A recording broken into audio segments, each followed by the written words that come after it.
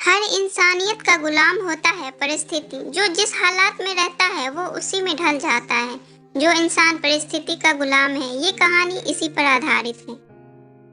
पुराने समय की बात है। एक दिन राजा अपने मंत्री के साथ अपने राज्य का हाल चाल देखने के लिए गए। वो देखे एक किसान पथरीली और आबड़ खाबड़ वाली जमीन पर गहरी नींद से सो रहा था। उस किसान को देखकर राजा अपने मंत्री से कहते हैं कि जरा इसे देखो, ये बेचारा इस घटिया स्थिति में भी कितनी शांति से सो रहा है, और एक हम है जो अपनी अच्छी व्याधियों के बावजूद भी अगर कुछ भी सहायक आया तो ठीक से नहीं सो पाते।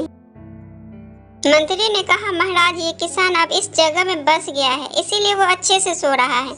अब उसने अपनी इसी जिंदगी को स्वीकार कर लिया है। मनुष्य का शरीर बहुत ही कठोर होता है। उसकी क्रमबद्ध व्यवस्थाएं आपके अपने आप को उन परिस्थितियों में ढाल देती हैं।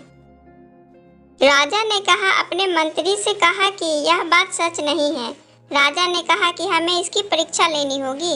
वह किसान परीक्षा लेने के लिए उसे अपने साथ राजमहल में लेकर आए। यहाँ राजमहल में हर तरह की सुख सुविधा की व्यवस्था दी गई है। उस किसान को बहुत ही अच्छा नर एस्कॉर्ट सोने के लिए देता है। किसान भी बड़ी खुशी के साथ राजसी ताप स्नान का आनंद लेने लगा।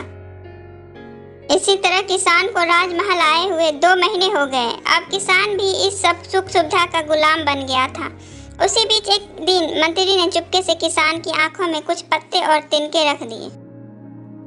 किसान को तो अब इन सब सुख सुविधाओं की आदत लग गई थी, इसीलिए वो दिखने में ऐसे पत्ते और तिनके की वजह से सारी रात करवटें बदल रही है। उसकी नींद भी ठीक से पूरी नहीं हो पाई। अगली सुबह राजा और मंत्री उससे मिलने के लिए उसके पास गए। उस किसान ने राजा से शिकायत की कि उसकी आंखों में कुछ चुभने वाली चीजें हैं और उस चीज की वजह से उसे पूरी रात ठीक से नींद भी नहीं आई। किसान की बात सुनकर मंत्री ने तुरंत राजा से कहा कि महाराज, ये दर्शन यही किसान करते हैं जो पथरीली भूमि पर भी गहरी नींद में आराम से सो रहे थे। अब 2 महीने में तो राजमहल के विलासितापूर्ण जीवन की आदत हो गई। अब तो इसे पत्ते लगे और तिनके भी मुश्किल हो। महाराज को देखो, मेरी कही हुई बात सच है ना? मानव जाति का दास बन गया है। राजा ने अपने मंत्री से कहा, हाँ, तुमने मुझे उस दिन सच समझाया था। इंसानियत वाकई परिस्थिति का गुलाम होता है।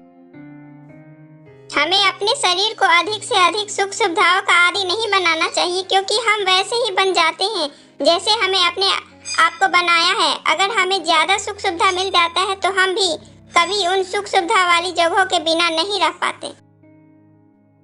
अगर आपको हमारी कहानी रैंडम गुलाम का स्टोरी अच्छी लगी हो तो अपने दोस्तों के साथ भी शेयर करें और कमेंट में जरूर बताएं कि ये कैसी लगी हमारी कहानी।